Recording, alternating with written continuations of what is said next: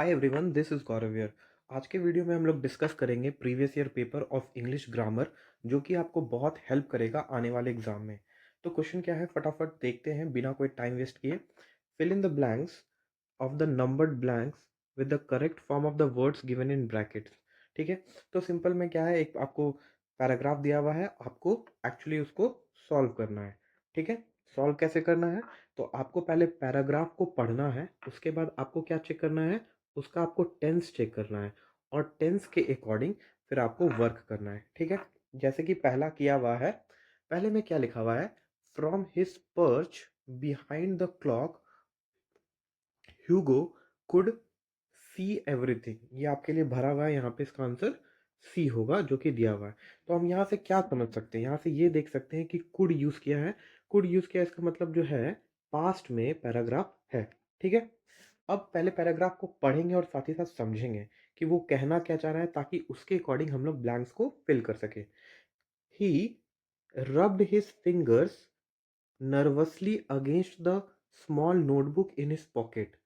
तो यहाँ पे ये कह रहा है कि वो अपने फिंगर्स को नर्वसली रब्ड किया। यहाँ पे रब्ड है, इससे आपको क्या पता चल रहा है कि ये पैराग्राफ पास्ट में है। तो हम लोग को अपने दिमाग में ये रखना है कि जो भी ब्लैंक्स है मोस्टली पास्ट में ही यूज होगा। इस चीज को आपको एकदम ध्यान में रखना है। ठीक है, एंड यहाँ पे टेल है ब्रैकेट में, तो क्या हो जाएगा, told. And told himself to be patient. तो यहाँ पे ये कह रहा है कि वो अपने फिंगर्स को नर्वसली रब किया है एक स्मॉल नोटबुक के अगेंस्ट में, जो कि पॉकेट के पास में था, और अपने आप को कहा कि पेशेंट रहने। The old man in the toy booth dash with the girl argue दिया हुआ है ब्रैकेट में। तो यहाँ पे ये क्या हो रहा है, एक्चुअली ये पास्ट में है, और वो देख रहा है कि ये जो पैराग्राफ में जो भी हो रहा है वो एक पास्ट का इंसिडेंट को वो बता रहा है।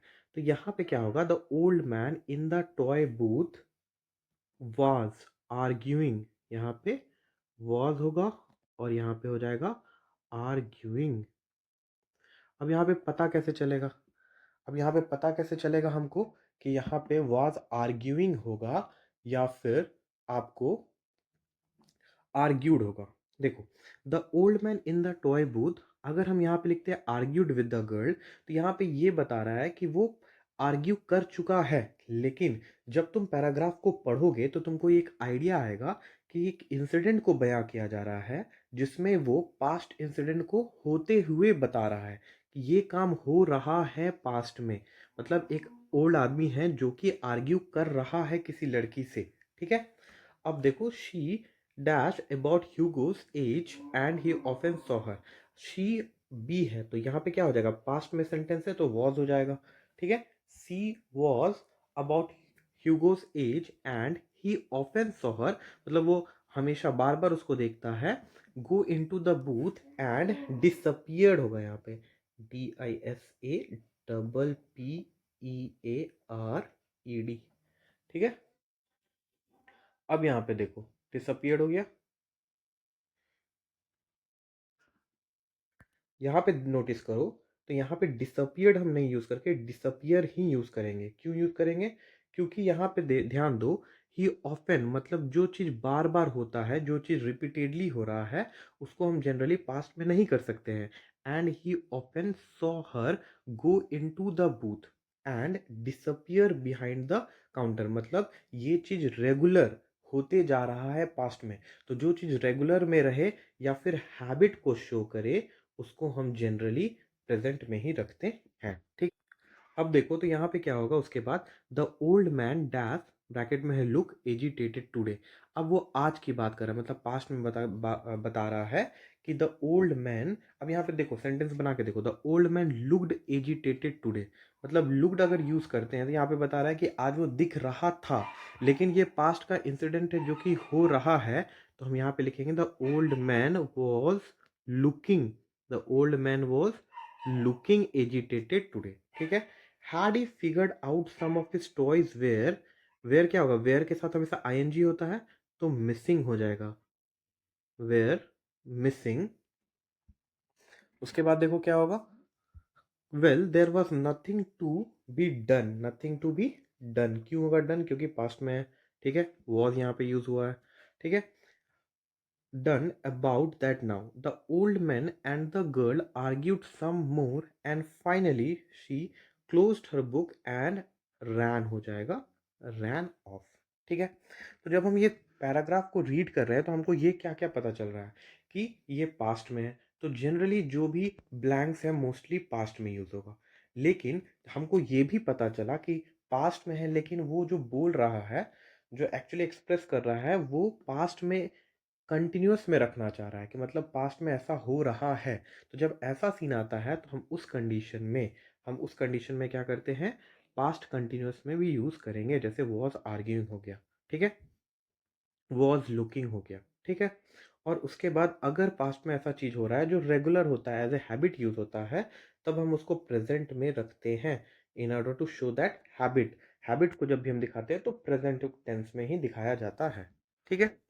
चलो अब आते हैं, दूसरा है fill in the blanks with the appropriate word.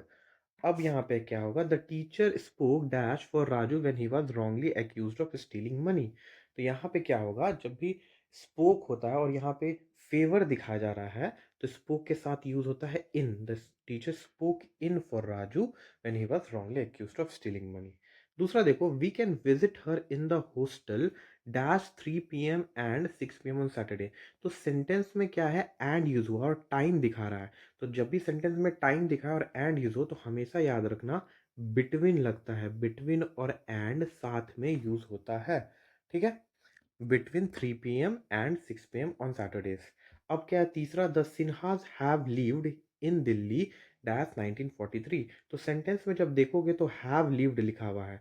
Have lived का मतलब क्या हुआ कि सेंटेंस जो है प्रेजेंट परफेक्ट टेंस में है। प्रेजेंट परफेक्ट में है, ठीक है। प्रेजेंट परफेक्ट क्या होता है, हैव प्लस वी थ्री। तो देखो यहाँ हैव वी थ्री है। अब प्रेजेंट परफेक्ट में जब भी यूज होता है तो हम लोग मोस्ट केस में सिंस या फिर फॉर का यूज करते हैं। अब सिंस होता है पीरियड, पॉइंट ऑफ टाइम के लिए, और ये पीरियड ऑफ टाइम के लिए। तो इस कंडीशन में तुमको क्या लगता है, जो सेंटेंस है उसमें क्या यूज होगा, सिंस होगा। सिंस क्यों होगा, क्योंकि ये पॉइंट ऑफ टाइम बता रहा है, 1943 पास में एक पॉइंट है, ठीक है। तो यहाँ पे सिंस यूज हो जाएगा। चौथा देखो, चौथा में क्या है, little children are often afraid के साथ ऑफ यूज होता है, एफ्रेड ऑफ द डार्क। फिर पचमा देखो, स्नेहा हैज अप्लाइड। देखो हैज अप्लाइड फिर क्या हो गया, प्रेजेंट परफेक्ट। तो जनरली दिमाग में रखो सिंस या फॉर। अप्लाइड क्या होगा, for a scholarship. Sneha has applied for a scholarship, ठीक है। अब नेक्स्ट देखो, it took Ahmad many months to get dash the loss of his friend. तो गेट ओवर, जब भी आपको कोई दुख से उबरना होता है तो आप गेट ओवर करते हैं, ठीक है। तो I will keep this much for this video. I hope you like this video. अगर आपको वीडियो अच्छा लग रहा है then please share it with your friends and try to do as many question as possible from the previous year, क्योंकि वो आपको right direction में ले जाएगा। And please don't get carried away by certain videos that are showing on YouTube channel because they are just using it for their watch time. Okay, so see it and study hard. Thank you.